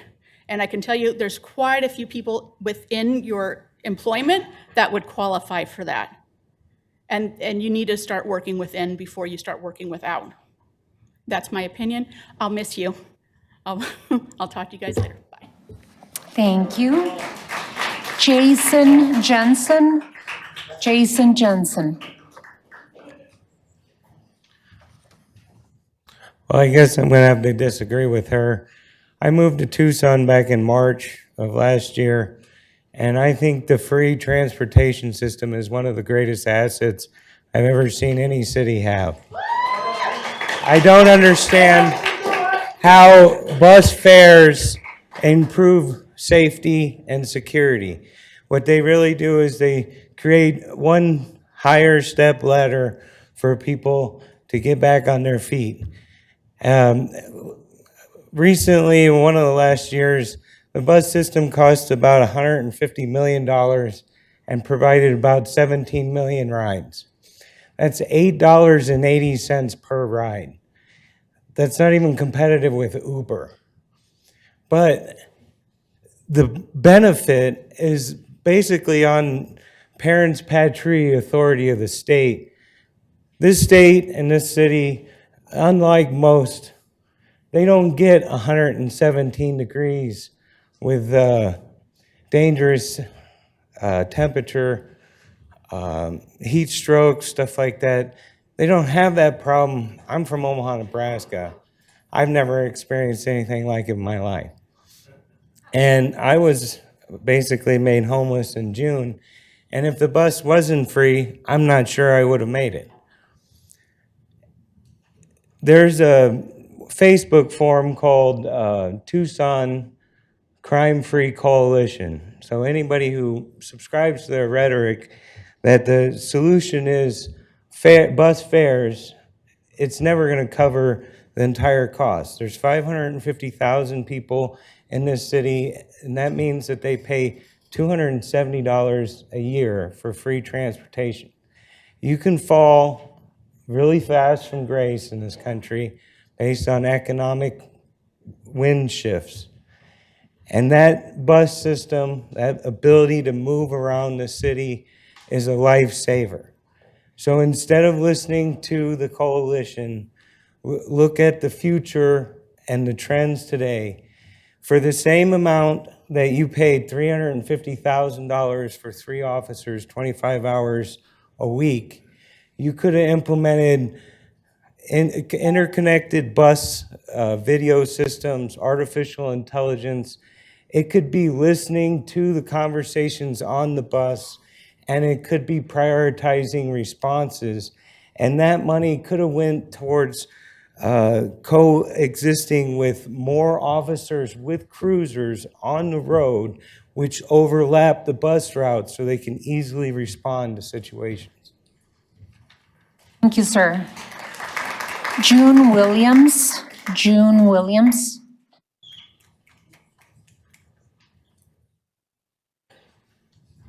Good evening. My name is June. I am a resident of Ward 6.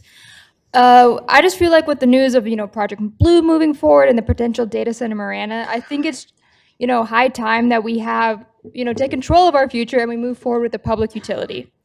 We have the feasibility study that shows how much money ordinary citizens in Tucson will save, as much as $1,000 in the long run. It'll also give us the opportunity to ensure a green future, which I think is very important to all of us here, and that we don't sell out to the first data center that comes crawling.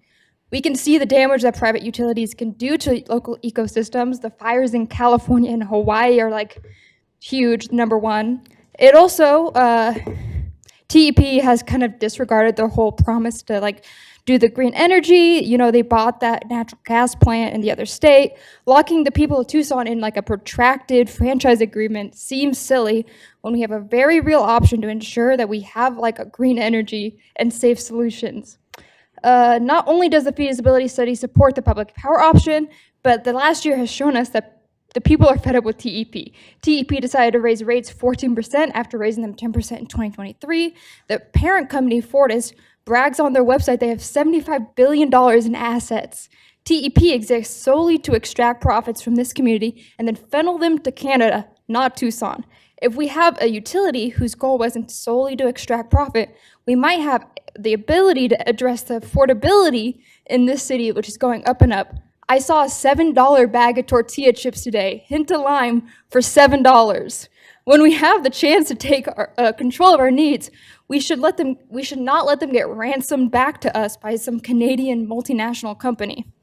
I also know that many people in this crowd, you can see the signs, don't agree with me, obviously. So I don't see why we should wait any longer, wait another 5 years, another 30 years for a franchise agreement when people's pockets are hurting right now. We need to start planning the future of the city today, a future that isn't held hostage to us by some Canadian company.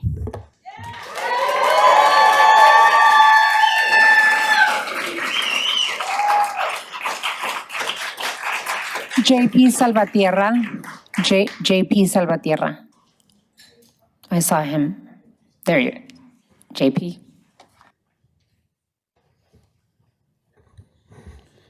Madam Mayor, Council, JP Salvatierra, native Tucsonan, not retained. I want to look forward to a new year, but some projections on budget can't be loosely bound so that they can overlap into other areas without public disclosure.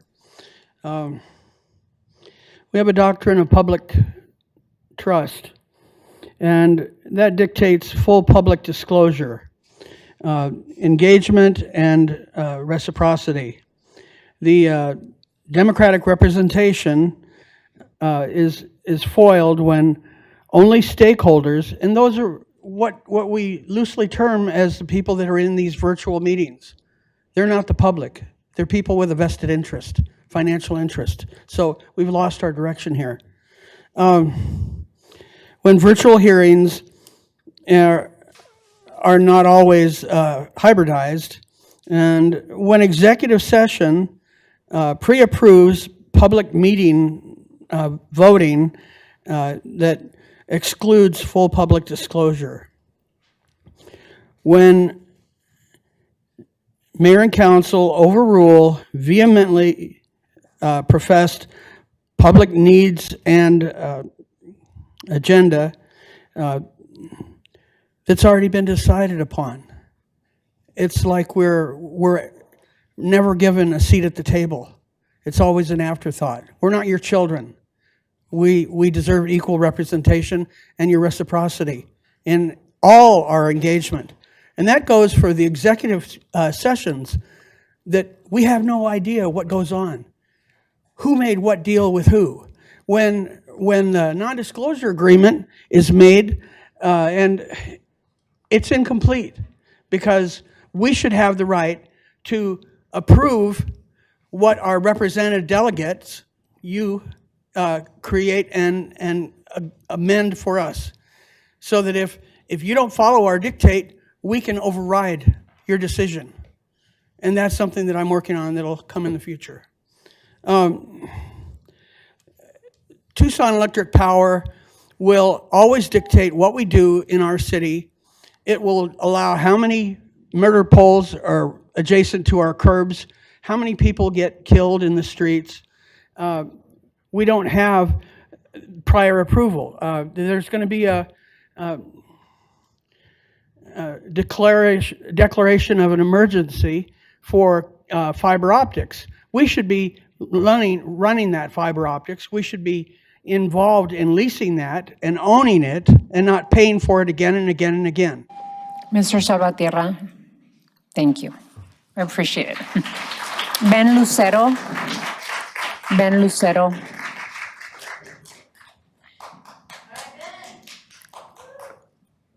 Oh, there. Oh, you have a. I like it. It finally grew. I like it. Am I on the clock? Okay. Once again, I'm here representing Ashland Local 905. I'm the president. And even though we got our contract done last year, we're already having issues about the city upholding its end. And these are things that have been going on. I've tried, Mr. Timur's been pretty responsive with me, and I believe he's being misguided by your HR and by the city attorney's office. Now, when we're talking about some things like overtime pay, it says real easy. We have HR going down to general services and environmental services saying that they're going to create a new AD to change how the overtime is calculated for the week. I don't know where it came out, but General Services Administration said that we messed up in the negotiations. No, we didn't mess up in negotiations. We may have dealt with people bargaining in bad faith, but we did not do anything bad to this MOU. And the issue at point is here. It says overtime is calculated at its actual time worked. It doesn't have a period. It has a comma. Comma, vacations, holidays, in excess of 40 hours in a 7-day consecutive work period, and will be compensated at 1.5 times the hourly rate. I did graduate from Desert View High School. I'm proud of that. I went to ASU, and but the sentence does not end there. So it doesn't say actual time worked only. It says vacations are included with the comma, and the comma after that, and the holidays. So I don't understand where HR or whoever's giving this guidance, sir. Like I said, Tim, I appreciate Tim. We can work together. We've done good things. We did a skill-based program, skill-based pay program for water. We agreed on it. We got it done. But now we have lower management messing that up as well. We've discussed this, and we need to get a meeting, but it's progressing too long. We're down 20 UTs still there. So when we make an agreement, let's stick by it. General Services also said that they were upholding a non-written agreement. General Services and Environmental Services have never even complied with written agreements. And we need to comply with the written agreements. Thank you, Ben. Julius Slossenberg, I believe.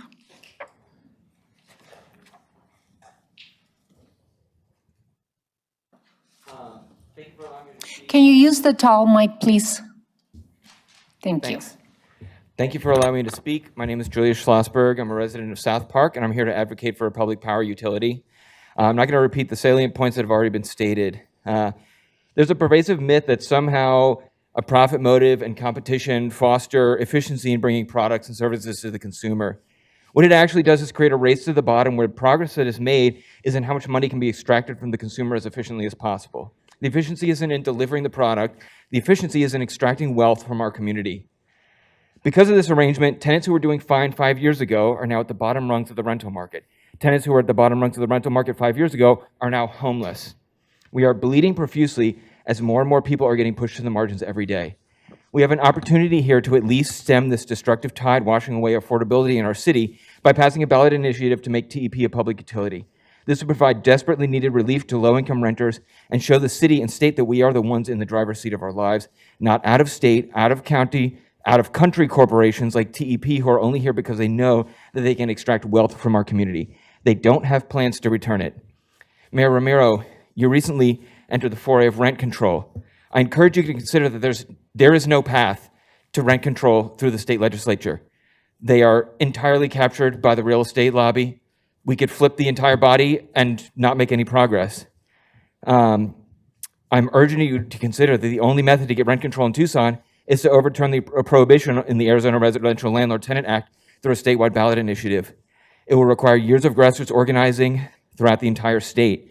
Let us set an example of how to fight for municipal control and tenant rights with this incredible campaign for public power.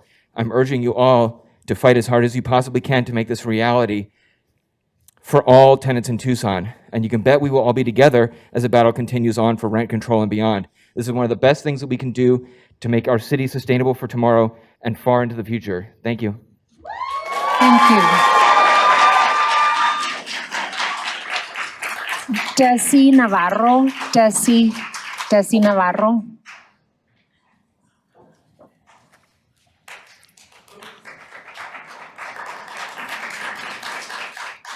Hi, Desi.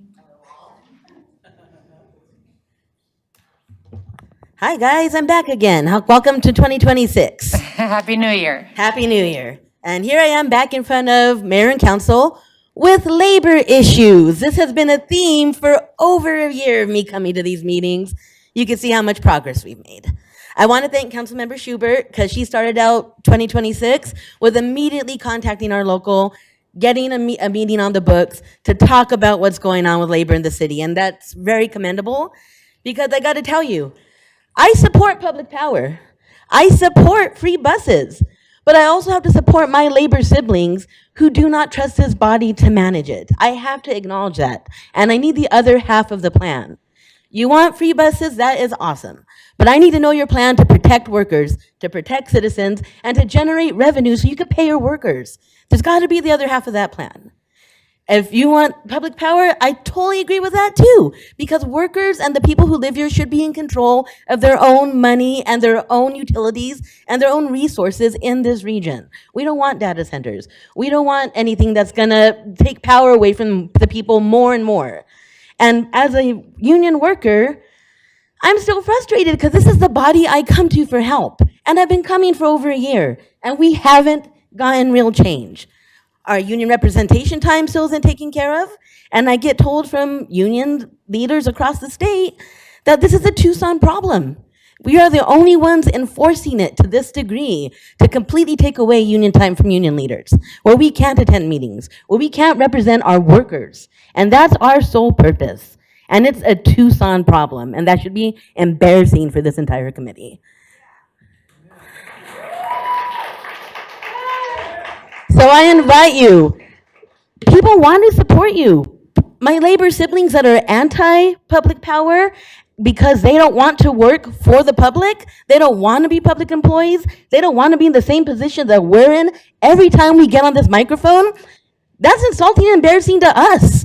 That they know we have it so bad that they don't want to touch it. So prove you can do it. Prove you can give free buses. Show that other part of the plan that you're taking care of your workers. Prove that you are pro-labor and show us where you're helping us with our union time. Show us where you're helping us with our health care. I park and pay parking to supplement my own paycheck to work downtown. All of us do. We haven't had a change in that parking stipend in years. We supplement the ability to come to this meeting by paying for the meters that are 2 hours later now. So you guys are welcome. I'm still generating some income for you guys. We need to see the plan that is pro-people and pro-labor and see it actually put into action. Thank you. Thank you, Desi.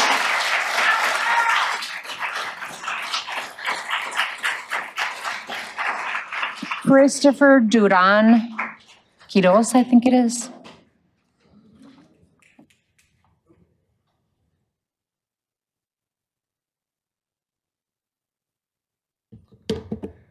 All right. Hello. My name is Christopher Duran Quiroz, and I'm a born and raised Tucsonan as well as a member of Tucson DSA. And as recently, about like a month ago, I started doing online delivery as a job. And I couldn't help notice throughout the entire city, but I mean more so throughout the entire county, as it already isn't obvious that all of our rivers are dried up.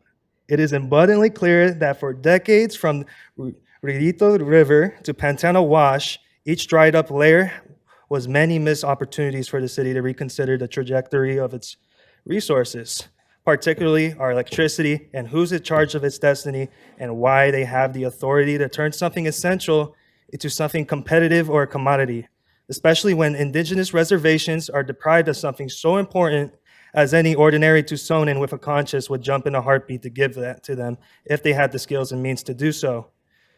When our climate is that deprived and the need of urgent change, there is no legroom to play games with the profit motive, but to act based on sustainability and urgency for the better possibility, and possibly also the last opportunity to divest from TEP's deftone beliefs and grip on what they believe is a greater Tucson.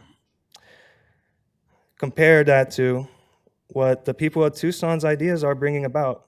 And it's not just the dedicated activists running the gears behind this movement, but the many people that we knock door to door canvassing all around Tucson. And in those conversations between me and those many citizens that I talked to, we overwhelmingly came to the same conclusion, that we see a Tucson that's hungry for a change and not for a compromise. The feasibility already proves that, the public support and the signatures demonstrates that. Do we need to dig ourselves deeper into polluting this city even more, as we are already tied to the military-industrial complex, poisoning our soil and water over at our airbase? I know not, you know not. There is a crucial chance here to recognize that and to reconsider and reflect on what Tucson is more than capable of, not just economically, but more importantly, environmentally. We have the community, we just need your will. Thank you. Thank you. Teresa Lafferty. Teresa.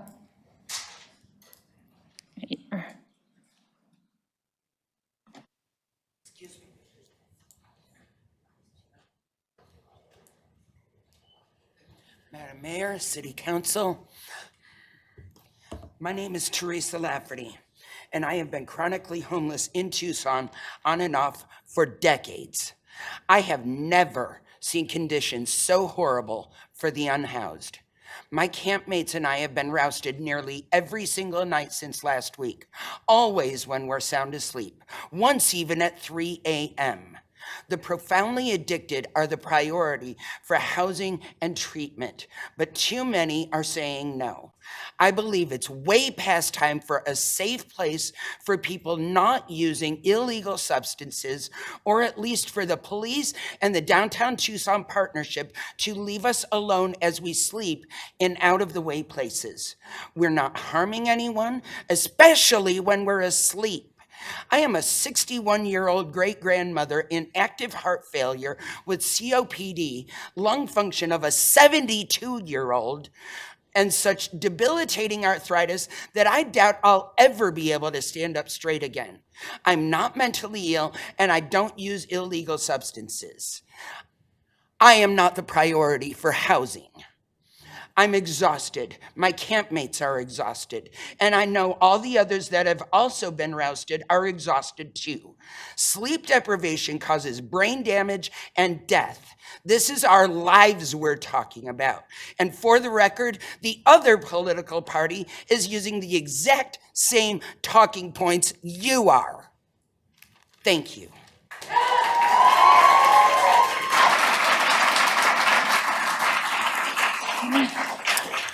Reed Sparling.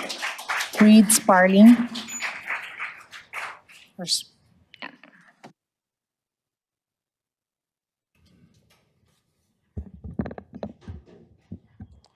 right, good evening, everyone, and Happy New Year.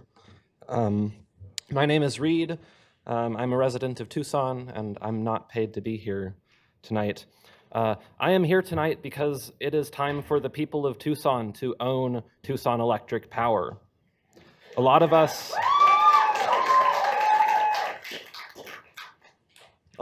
were mystified this summer when we found out that TEP, the city of Tucson, Pima County had been working together behind our backs for 3 years on bringing massive data centers to town. Let me unlock my phone here so I can look at the list. Before June 17th, 2025, no one in power thought to tell anyone about this hugely impactful project. No one told us it was in the works. Why? Was it because of the $500 donation from TEP CEO Susan Gray to Mayor Romero in 2023? Was it because of the $500 donation from TEP Chief Operating Officer Cynthia Garcia to Regina Romero in 2023? Or her $500 donation to Councilmember Santa Cruz, that same campaign cycle? Was it because of the $500 that Stephen Eddy at TEP gave to Regina Romero? Was it because of the $250 that their public affairs director gave to Councilmember Cunningham? Was it because of the $500 that their senior director of community, Joe Salkowski, gave to Mayor Romero? Was it because of the $100 he gave to Councilwoman Lee? Or the $250 he gave to the campaign of Pima County Attorney Laura Conover, who had oversight over the process of the county putting the deal together for Project Blue while Amazon and Beale Infrastructure's lawyers were running circles around them? Was it because of the $250 that Ryan Anderson, business development manager at TEP, gave to Councilmember Santa Cruz? Was it because of the $100 that Jeff Mirasola at fiber optic builder Lumen Technologies gave to Regina Romero? All of these donations represent relationships built over years that resulted in Project Blue. The city has still not taken accountability for the mistakes that led to Project Blue, and I think it's because of these relationships. You're still meeting with these people, just like you were meeting every 2 weeks in 2023 and 2024 with people from Amazon to discuss Arizona water law. Enough is enough. Thank you.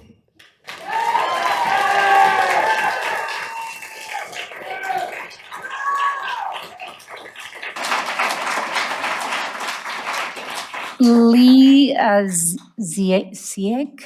I'm sorry for misreading this. Lee.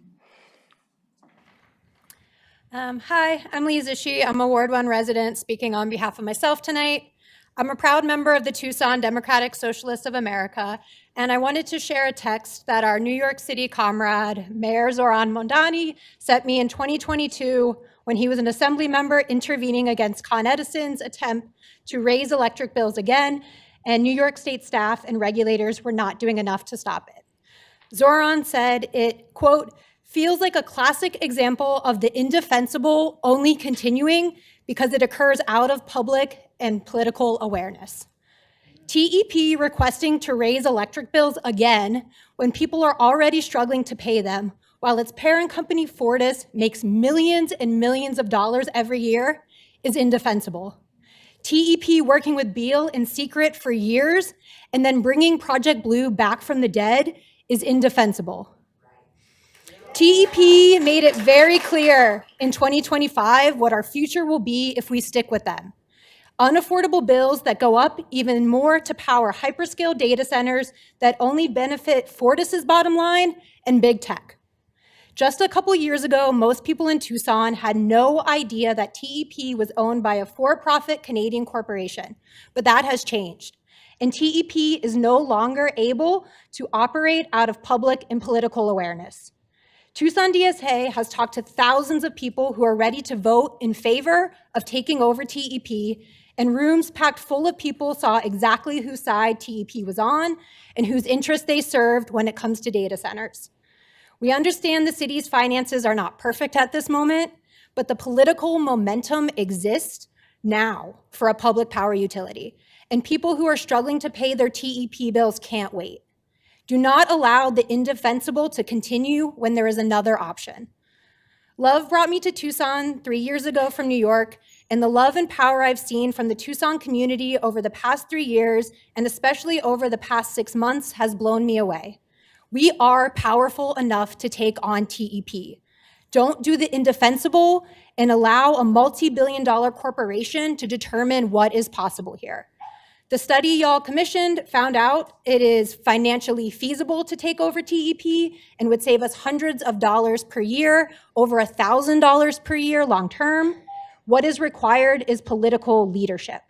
It's a new year, we need a new utility. So thank you so much for conducting that feasibility study. Thank you for rejecting Project Blue. Please take the next crucial step, move forward with this, put it before voters. We want to vote on this now. And please, please support your union workers. We can only have strong public goods when we have public workers who are supported. That is what the people of Tucson want. Thank you very much. Thank you.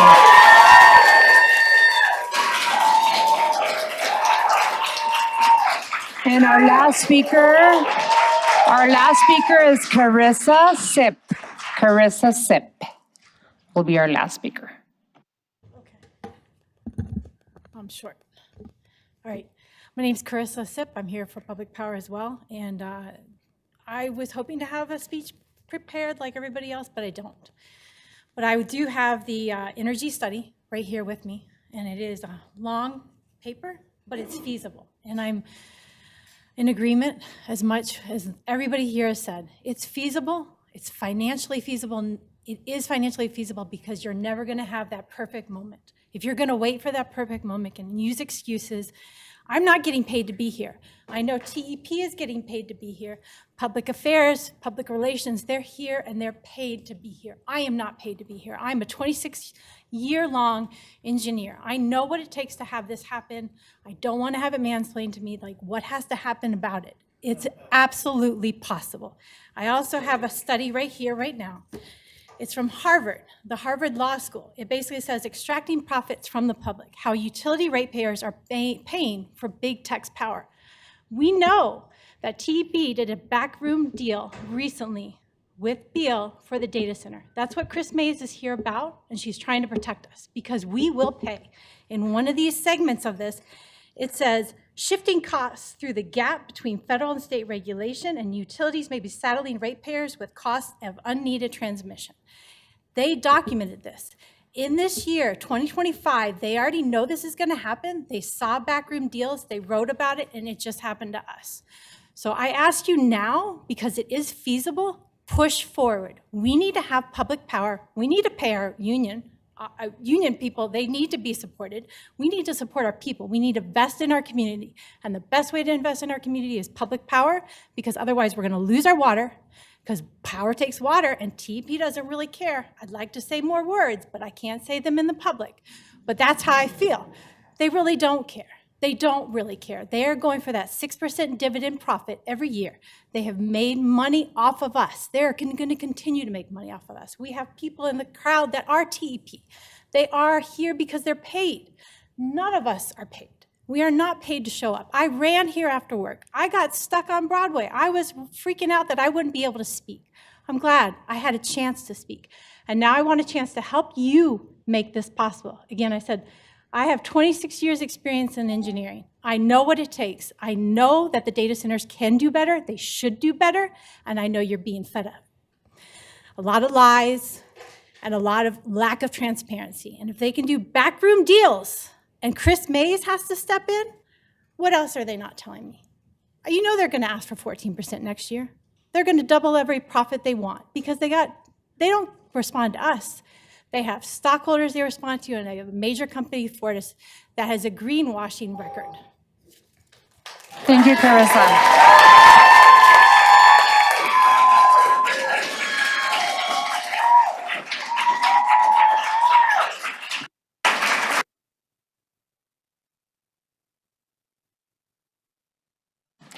Alrighty, well, we're done with the item 6. That was our last speaker. We move on to item 7. Consent agenda items A through H. Reports from the city manager on the consent agenda are received into and made part of the record. Ms. Clerk, you are requested to read the consent agenda. Item A is approval of minutes. Item B is Amendment 3 to the SOR State Opioid Response 4 Year 2 Intergovernmental Agreement, IGA, with Access and Community Safety, Health and Wellness. Item C is a renewal of intergovernmental backup ambulance transportation agreements with Tucson Fire Department and Rincon Valley District. Item D is a license agreement for the use of the public right-of-way, CenturyLink Communications LLC. This item will be considered separately at the request of Councilmember Dahl, along with items E, F, and G, which are license agreements for use of public right-of-way, Level 3 Communications LLC. Item F is a license agreement for use of public right-of-way, Whittle Communications. Item G is a license agreement for use of public right-of-way, Broadwing Communications. Item H is First Amendment to the intergovernmental agreement with the City of Tucson and the City of South Tucson for the automatic provision of emergency fire response. So an appropriate motion, Mayor, would be to approve items A through H, with the exception of D through G, which will be considered separately after the vote. So May I have a moved. motion, please? Second. All right. There's a motion and a second. Any further discussion on this? Hearing none, we do need to go to roll call. Mr. Dahl? Aye. Mr. Cunningham? I'm sorry, he's Absent absent. excused. Mrs. Lee? Aye. Ms. Schubert? Aye. Ms. Barajas? Aye. Vice Mayor Santa Cruz? Aye. Mayor Romero? Aye. The item on the consent agenda approved by a vote of 6-0. Those are which are the ones that we're considering separately? D, E, F, and G. Councilmember Dahl. Thank you, Mayor. I plan to move that we pass these 4 items, but I wanted to comment on them first because I had heard yesterday, actually before yesterday, concerns. There includes a map on all of them that shows these segments, and there was 2 segments that were going into Davis-Monthan Air Force Base. The concern was that these were new fiber runs to supply a potential data center. We know that President Trump has, by executive order, made it easier for data centers to be constructed on military bases, and so very legitimate concern. One media person is calling the potential project at Davis-Monthan Project Red, White, and Blue, which I thought was pretty well done. So I looked into this, and my colleague Nikki Lee looked into it, and what we discovered was these are existing fiber runs that we had previously licensed, and the license, were first approved in November 1999. So they've been around for a while. They've been in operation for roughly 25 years, but they've been expired. So we are renewing the licenses with some additional conditions. And I also discovered, which concerns me, but not much I can do about it right now, is that we have not very much discretion about where we license fiber optics. There's a state law that prohibits any political subdivisions from discriminating against cable operators that are proposing one that meets federal and state standards. So our hands would possibly be tied if it was a run that we were concerned about. So I just wanted to take this opportunity to give this information to the public, and if you want more details, contact me and I'll send you the information. With that, Mayor, I would like to move that we pass and adopt those 4 consent agenda items. Okay, there's a motion. Can I get a second? Second. There's a motion and a second. Any further discussion? Hearing none, let's go to roll call. Mr. Dahl? Aye. Mrs. Lee? Aye. Ms. Schubert? Aye. Ms. Barajas? Aye. Vice Mayor Santa Cruz? Aye. Mayor Romero? Aye. The items on the consent agenda are approved by a vote of 6-0. Item 8. Adjournment. Council will stand adjourned. The next regularly scheduled meeting will be on Wednesday, January 21st, 2026, at or after 5:30 p.m. Thank you all. Have a wonderful rest of your week.